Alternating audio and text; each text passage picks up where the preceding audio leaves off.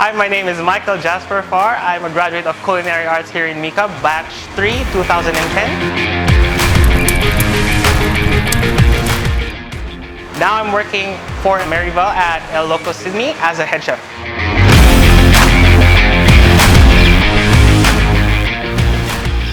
My dream was to actually make my own place, a restaurant that I can call my own, where I can prepare my own food and my own dishes. I always live with these three principles when I work in the kitchen. It's the mindset, positive attitude, and the commitment. If you always want to get better and better in this craft, you just have to aim for it. I remember Chef Paolo told me before, during my interview with him, this job is going to be hard.